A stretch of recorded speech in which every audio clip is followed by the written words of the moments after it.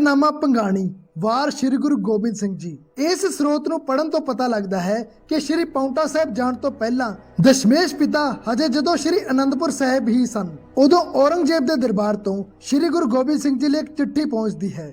ਚਿੱਠੀ ਦੇ ਪਹਿਲੇ ਬੋਲ ਸਨ, ਤੂੰ ਸ਼ਾਹ ਗੋਬਿੰਦ ਅਖਵਾਉਂਦਾ ਵੱਡਾ ਮਰਦਾਨਾ। ਇਸ ਦਾ ਮਤਲਬ ਔਰੰਗਜ਼ੇਬ ਨੂੰ ਸਭ ਤੋਂ ਵੱਡਾ ਇਤਰਾਜ਼ ਸ਼੍ਰੀ ਗੁਰੂ ਗੋਬਿੰਦ ਸਿੰਘ ਜੀ ਦੀ ਬਾਦਸ਼ਾਹਾਂ ਵਰਗੀ ਰਹਿਣੀ ਸਹਿਣੀ ਤੋਂ ਸੀ।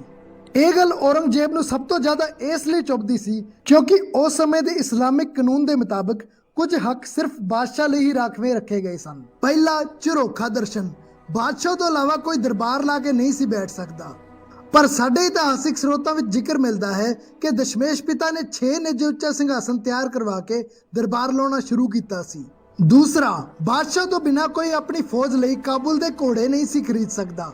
ਬੀਬੀ ਉਮਰੀ ਦੇ ਪੁੱਤਰ, ਕੋਟਲਾ ਨਿਹੰਗ ਖਾਨ ਦੇ ਪੁੱਤਰ ਨਬੀ ਖਾਂ ਤੇ ਗਨੀ ਖਾਂ, ਇਹ ਸਾਰੇ ਕਾਬੁਲ ਦੇ ਘੋੜਿਆਂ ਦੇ ਹੀ ਵਪਾਰੀ ਸਨ ਤੇ ਖਾਲਸੇ ਦੀਆਂ ਫੌਜਾਂ ਲਈ ਕਾਬੁਲ ਤੋਂ ਘੋੜੇ ਲਿਆਉਣ ਦਾ ਕੰਮ ਕਰਦੇ ਸਨ। ਤੀਸਰਾ, ਕੋਈ ਆਪਣਾ ਨਿਸ਼ਾਨ, ਆਪਣਾ ਝੰਡਾ ਨਹੀਂ ਸੀ ਝੁਲਾ ਸਕਦਾ। ਪਰ ਸਿੱਖ ਧਰਮ ਵਿੱਚ ਤਾਂ ਨਿਸ਼ਾਨ ਸਾਹਿਬ ਝੁਲਾਉਣ ਦੀ ਰੀਤ ਤੀਸਰੇ ਪਾਤਸ਼ਾਹ ਸ਼੍ਰੀ ਗੁਰੂ ਅਮਰਦਾਸ ਜੀ ਦੇ ਸਮੇਂ ਤੋਂ ਹੀ ਚੱਲਦੀ ਆ ਰਹੀ ਸੀ। ਚੌਥਾ, ਕੋਈ ਨਗਾੜਾ ਨਹੀਂ ਸੀ ਵਜਾ ਸਕਦਾ। ਪਰ ਸ਼੍ਰੀ ਅਨੰਦਪੁਰ ਸਾਹਿਬ ਵਿੱਚ ਤਾਂ 1678 ਤੋਂ ਹੀ ਸ਼੍ਰੀ ਗੁਰੂ ਗੋਬਿੰਦ ਸਿੰਘ ਜੀ ਦਾ ਤਿਆਰ ਕਰਾਇਆ ਹੋਇਆ ਰਣਜੀਤ ਨਗਾੜਾ ਵਜਾਇਆ ਜਾ ਰਿਹਾ ਸੀ। ਸ਼੍ਰੀ ਅਨੰਦਪੁਰ ਸਾਹਿਬ ਵਿੱਚ ਵੱਜਦਾ ਰਣਜੀਤ ਨਗਾੜਾ ਔਰੰਗਜ਼ੇਬ ਨੇ ਕਿੱਥੋਂ ਬਰਦਾਸ਼ਤ ਕਰਨਾ ਸੀ। ਜਦੋਂ ਉਸਦੇ ਆਪ ਦੇ ਪੁੱਤਰ ਸ਼ਹਿਜ਼ਾਦਾ ਮੁਅੱਜ਼ਮ ਨੇ ਕਾਬੁਲ ਫਤਿਹ ਕੀਤਾ ਸੀ ਤਾਂ ਉਸਨੇ ਖੁਸ਼ੀ ਮਨਾਉਣ ਲਈ ਨਗਾੜਾ ਵਜਾ ਲਿਆ ਸੀ।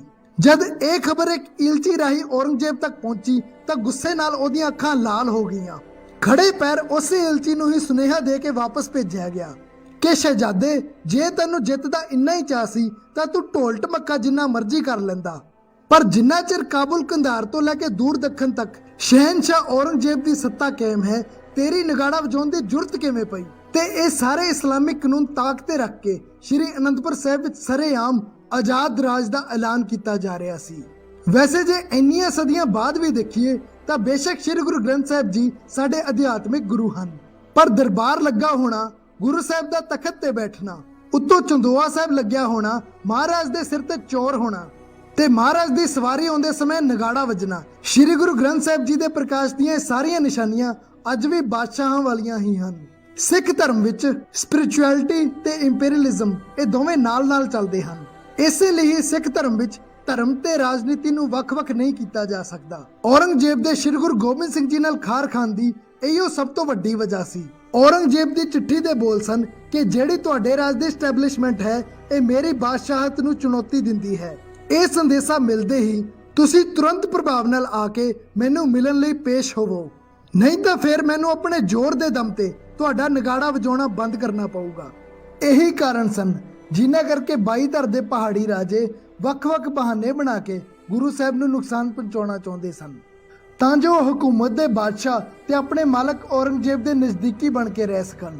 ਸ਼ਾਇਦ ਇਹੀ ਕਾਰਨ ਸੀ ਕਿ ਤਲਵਾਰ ਦੀ ਨੋਕ ਤੇ ਸਾਰੇ ਭਾਰਤ ਨੂੰ ਮੁਸਲਮਾਨ ਬਣਾਉਣ ਦਾ ਇਰਾਦਾ ਰੱਖਣ ਵਾਲੇ ਔਰੰਗਜ਼ੇਬ ਨੇ ਕਦੀ ਇਹਨਾਂ 22 ਧਰ ਦੇ ਹਿੰਦੂ ਰਾਜਿਆਂ ਨੂੰ ਧਰਮ ਪਰਿਵਰਤਨ ਕਰਨ ਲਈ ਪਰੇਸ਼ਾਨ ਨਹੀਂ ਕੀਤਾ ਤੇ ਗੁਰੂ ਸਾਹਿਬ ਖਿਲਾਫ ਇਸੇ ਨੀਤੀ ਦੇ ਤਹਿਤ ਹੀ ਰਾਜੇ ਭੀਮ ਚੰਦ ਨੇ ਆਪਣੇ ਪੁੱਤਰ ਦੇ ਵਿਆਹ ਬਹਾਨੇ ਦੋਵੇਂ ਬੇਸ਼ਕੀਮਤੀ ਸੁਗਾਤਾਂ, ਪ੍ਰਸਾਦੀ ਹਾਥੀ ਤੇ 4 ਲੱਖੀ ਚਾਨਣੀ ਉਧਾਰੀ ਦੇਣ ਦੀ ਮੰਗ ਕੀਤੀ ਸੀ।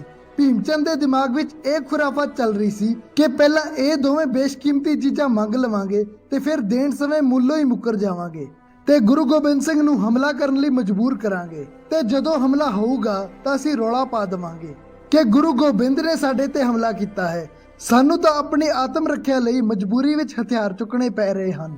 ਔਰੰਗਜ਼ੇਬ ਨੂੰ ਵੀ ਸਾਡੀ ਮਦਦ ਬਹਾਨੇ ਆਪਣੀ ਖਾਰ ਕੱਢਣ ਦਾ ਮੌਕਾ ਮਿਲ ਜਾਊਗਾ ਤੇ ਅਸੀਂ ਉਹ ਬੇਸ਼ਕੀਮਤੀ ਚੀਜ਼ਾਂ ਵੀ ਹਥਿਆ ਲਵਾਂਗੇ ਤੇ ਸਾਰੇ 22 ਧਰ ਦੇ ਰਾਜਿਆਂ ਦੀਆਂ ਤੇ ਔਰੰਗਜ਼ੇਬ ਦੀਆਂ ਫੌਜਾਂ ਦੇ ਸਿਰ ਤੇ ਬਿਨਾਂ ਕਿਸੇ ਬਾਲੀ ਖੇਚਲ ਦੇ ਜੰਗ ਵੀ ਜਿੱਤ ਜਾਵਾਂਗੇ। ਦਸ਼ਮੇਸ਼ ਪਿਤਾ ਪਹਾੜੀ ਰਾਜਿਆਂ ਦੀ ਇਹ ਚਲਾਕੀ ਭਲੀ ਭਾਂਤੀ ਸਮਝ ਗਏ ਸਨ। ਭੀਮ ਚੰਦ ਦੀਆਂ ਇਹ ਸਾਰੀਆਂ ਜੁਗਤਾਂ ਉਸ ਸਮੇਂ ਫੇਲ ਹੋ ਗਈਆਂ ਜਦੋਂ ਗੁਰੂ ਸਾਹਿਬ ਨੇ ਅੱਗੋਂ ਜਵਾਬ ਭੇਜਿਆ ਕਿ ਭੀਮ ਚੰਦ, ਜੇ ਇਹ ਸਾਰੀਆਂ ਸੁਗਾਤਾਂ ਮੇਰੀਆਂ ਆਪਣੀਆਂ ਨਿੱਜੀ ਹੁੰਦੀਆਂ ਤਾਂ ਮੈਨੂੰ ਇਹਨਾਂ ਨੂੰ ਦੇਣ ਵਿੱਚ ਕੋਈ ਇਤਰਾਜ਼ ਨਹੀਂ ਸੀ, ਪਰ ਇਹ ਸਭ ਤਾਂ ਸਿੱਖਾਂ ਵੱਲੋਂ ਗੁਰੂ ਘਰ ਤੇ ਸੰਗਤ ਨੂੰ ਭੇਟਾ ਕੀਤੀਆਂ ਗਈਆਂ ਹਨ। ਜਦੋਂ ਜਵਾਬ ਭੀਮ ਚੰਦ ਤੱਕ ਪਹੁੰਚਿਆ ਤਾਂ ਉਹ ਗੁੱਸੇ ਨਾਲ ਬੁਖਲਾ ਉੱਠਿਆ ਤੇ ਧਮਕੀ ਭਰੇ ਅੰਦਾਜ਼ ਵਿੱਚ ਲਿਖ ਕੇ ਭੇਜਿਆ ਕਿ ਕੋਈ ਨਾ, ਇੱਕ ਵਾਰ ਫਿਰ ਮੈਨੂੰ ਆਪਣੇ ਪੁੱਤਰ ਦੇ ਵਿਆਹ ਤੋਂ ਵਿਹਲਾ ਹੋ ਲੈਣ ਦਿਓ, ਫਿਰ ਦੇਖਦਾ ਹਾਂ ਕਿ ਤੁਹਾਡੇ ਨਾਲ ਕਿਵੇਂ ਨਜਿੱਠਣਾ ਹੈ। ਇਸ ਜਵਾਬ ਦੇ ਪਹੁੰਚਣ ਤੱਕ ਗੁਰੂ ਸਾਹਿਬ ਅਨੰਦਪੁਰ ਸਾਹਿਬ ਤੋਂ ਹੁਣ ਪਾਉਂਟਾ ਸਾਹਿਬ ਦੀ ਧਰਤੀ ਤੇ ਪਹੁੰਚ ਚੁੱਕੇ ਸਨ।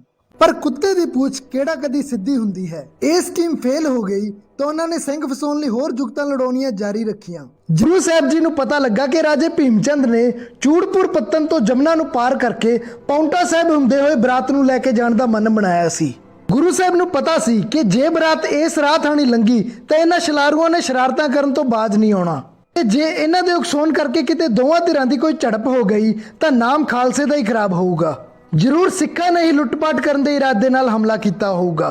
ਉੱਤੋਂ ਬਰਾਤ ਵਿੱਚ 22 ਧਰ ਦੇ ਰਾਜਿਆਂ ਦੀਆਂ ਸਾਰੀਆਂ ਫੌਜਾਂ ਨੇ ਸ਼ਾਮਲ ਹੋਣਾ ਸੀ। ਸੋ ਜੇ ਕੋਈ ਝੜਪ ਹੋ ਜਾਂਦੀ ਤਾਂ ਬਹੁਤ ਵੱਡਾ ਨੁਕਸਾਨ ਹੋਣ ਦਾ ਖਤਰਾ ਸੀ।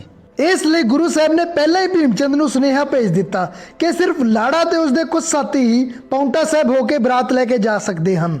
ਹੋਰ ਕਿਸੇ ਨੂੰ ਵੀ ਇਸ ਇਲਾਕੇ ਥਾਣੀ ਜਾਣ ਦੀ ਇਜਾਜ਼ਤ ਨਹੀਂ ਹੈ। ਭੀਮਚੰਦ ਇਸ ਐਲਾਨ ਤੋਂ ਡਰ ਗਿਆ ਤੇ ਇਤਿਹਾਸ ਗਵਾਹ ਹੈ ਕਿ ਸਿਰਫ ਲਾੜਾ ਤੇ ਉਸਦੇ ਕੁਝ ਸਾਥੀ ਹੀ ਇਸ ਰਸਤੇ ਤੋਂ ਹੋ ਕੇ ਗਏ। ਬਾਕੀ ਦੀ ਸਾਰੀ ਬਰਾਤ ਯਮਨਾ ਪਾਰ ਕਰਨ ਤੋਂ ਬਾਅਦ ਕਾਫੀ ਵਲੇਵਾਂ ਖਾ ਕੇ ਲੜਕੀ ਵਾਲਿਆਂ ਦੇ ਘਰ ਪਹੁੰਚੀ। ਜਿਵੇਂ ਕਿ ਆਪਾਂ ਪਹਿਲੇ ਭਾਗ ਵਿੱਚ ਵੇਖਿਆ ਕਿ ਰਾਜੇ ਭੀਮਚੰਦ ਦੇ ਪੁੱਤਰ ਦਾ ਵਿਆਹ ਜਿਹੜੇ ਰਾਜੇ ਫਤਿਹਚੰਦ ਦੀ ਧੀ ਨਾਲ ਹੋਣਾ ਸੀ ਉਹ ਗੁਰੂ ਘਰ ਦਾ ਪੱਕਾ ਸ਼ਰਧਾਲੂ ਸੀ ਤੇ ਆਪਣੇ ਪੱਕੇ ਸ਼ਰਧਾਲੂ ਦੀ ਧੀ ਦੇ ਵਿਆਹ ਤੇ ਗੁਰੂ ਮਹਾਰਾਜ ਨੇ ਕਈ ਤੋਹਫੇ ਭੇਜੇ ਜੋ ਬਹੁਤ ਜ਼ਿਆਦਾ ਕੀਮਤੀ ਸਨ। ਇਹ ਤੋਹਫੇ ਲੈ ਕੇ ਗਏ ਸਨ ਭਾਈ ਦਇਆ ਰਾਮ ਤੇ ਭਾਈ ਨੰਦ ਰਾਮ ਤੇ ਨਾਲ ਭੇਜੀ ਗਈ ਸੀ 500 ਸਿੰਘਾਂ ਦੀ ਫੌਜ, ਕਿਉਂਕਿ ਗੁਰੂ ਸਾਹਿਬ ਨੇ ਅੰਦਾਜ਼ਾ ਲਾ ਲਿਆ ਸੀ ਕਿ ਇੰਨੇ ਮਹਿੰਗੇ ਤੋਹਫੇ ਵੇਖ ਕੇ ਇਹਨਾਂ ਲਾਲਚੀਆਂ ਦੀ ਨੀਅਤ ਜ਼ਰੂਰ ਬੇਈਮਾਨ ਹੋਊਗੀ ਤੇ ਜੇ ਇਸ ਦੌਰਾਨ ਕੋਈ ਅਨਹੋਣੀ ਹੋ ਗਈ ਤਾਂ ਇਹ ਰਿਸ਼ਤਾ ਟੁੱਟ ਵੀ ਸਕਦਾ ਹੈ।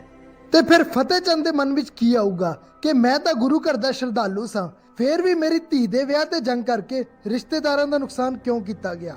ਤੇ ਜਦੋਂ ਇਹ ਤੋਹਫੇ ਲਿਜਾ ਕੇ ਪੰਡਾਲ ਵਿੱਚ ਰੱਖੇ ਗਏ ਤਾਂ ਉੱਥੇ ਭੀਮਚੰਦ ਤੇ 22 ਧਰ ਦੇ ਸਾਰੇ ਰਾਜੇ ਬੈਠੇ ਸਨ। ਭੀਮਚੰਦ ਨੇ ਮੁੰਡੇ ਦਾ ਪਿਓ ਹੋਣ ਵਾਲੀ ਧੌਂਸ ਦਿਖਾਉਂਦਿਆਂ ਰਾਜੇ ਫਤਿਹਚੰਦ ਨੂੰ ਕਿਹਾ ਕਿ ਅਸੀਂ ਇਸ ਗੁਰੂ ਦੇ ਕੋਲੋਂ ਕੁਝ ਮੰਗਿਆ ਸੀ ਪਰ ਇਸ ਨੇ ਮਨਾ ਕਰਕੇ ਸਾਡਾ ਅਪਮਾਨ ਕੀਤਾ ਹੈ ਤੇ ਜੇ ਹੁਣ ਤੁਸੀਂ ਗੁਰੂ ਘਰ ਦੇ ਤੋਹਫੇ ਕਬੂਲ ਕਰ ਲਏ ਤਾਂ ਅਸੀਂ ਇਹ ਰਿਸ਼ਤਾ ਤੋੜ ਕੇ ਹੁਣੇ ਵਾਪਸ ਮੁੜ ਜਾਵਾਂਗੇ।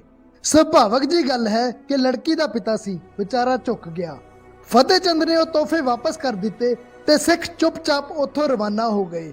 ਸਿੱਖ ਤਾਂ ਉਹ ਤੋਹਫੇ ਲੈ ਕੇ ਚਲੇ ਗਏ ਪਰ ਇਹ ਲਾਲਚੀ ਰਾਜੇ ਆਪਣੇ ਆਪ ਤੇ ਕਾਬੂ ਨਾ ਰੱਖ ਪਾਏ ਤੇ ਜਦੋਂ ਸਿੱਖ ਯਮਨਾ ਦੇ ਕੰਢੇ ਪਹੁੰਚੇ ਤਾਂ ਇਹਨਾਂ 22 ਧਰ ਦੇ ਰਾਜਿਆਂ ਦੀ ਇੱਕ ਵੱਡੀ ਫੌਜ ਨੇ ਸਿੱਖਾਂ ਦੇ ਪਿੱਛੋਂ ਹਮਲਾ ਕਰ ਦਿੱਤਾ। ਯਮਨਾ ਦੇ ਕੰਢੇ ਤੇ ਇੱਕ ਜ਼ਬਰਦਸਤ ਜੰਗ ਹੋਈ ਜੋ ਕਈ ਘੰਟੇ ਤੱਕ ਚੱਲੀ। ਪਰ ਬੜੇ ਹੀ ਮਾਣ ਦੀ ਗੱਲ ਹੈ ਕਿ ਇੰਨੀ ਵੱਡੀ ਫੌਜ ਲੈ ਕੇ ਅਚਾਨਕ ਹਮਲਾ ਕਰਨ ਦੇ ਬਾਅਦ ਵੀ ਪਹਾੜੀ ਰਾਜਿਆਂ ਨੂੰ ਮੂੰਹ ਦੀ ਖਾਣੀ ਪਈ। ਇਸ ਜੰਗ ਵਿੱਚ ਉਹਨਾਂ ਦੇ ਕੁੱਲ 57 ਸਿਪਾਹੀ ਮਾਰੇ ਗਏ ਪਰ ਕਿਸੇ ਇੱਕ ਵੀ ਸਿੱਖ ਦਾ ਜਾਨੀ ਨੁਕਸਾਨ ਨਹੀਂ ਹੋਇਆ। ਤਾਂ ਔਰੰਗਜ਼ੇਬ ਤੇ 22 ਧਰ ਦੇ ਰਾਜਿਆਂ ਦੇ ਮਨ ਵਿੱਚ ਗੁਰੂ ਘਰ ਪ੍ਰਤੀ ਨਫ਼ਰਤ ਦੀ ਅੱਗ ਬੜੇ ਲੰਮੇ ਸਮੇਂ ਤੋਂ ਧੁਖ ਰਹੀ ਸੀ। ਪਰ ਇਸ ਜੰਗ ਵਿੱਚ ਕਰਾਰੀ ਹਾਰ ਦੇ ਕਾਰਨ ਹੋਈ ਬੇਇੱਜ਼ਤੀ ਨੇ ਇਸ ਅੱਗ ਵਿੱਚ ਘਿਓ ਪਾਉਣ ਦਾ ਕੰਮ ਕੀਤਾ। ਇਹ ਸਨ ਜੰਗ ਦੇ ਮੁੱਖ ਕਾਰਨ ਜਿਨ੍ਹਾਂ ਕਰਕੇ ਗੁਰੂ ਸਾਹਿਬ ਨੂੰ ਆਪਣੇ ਜੀਵਨ ਦੀ ਪਹਿਲੀ ਜੰਗ ਲੜਨੀ ਪਈ।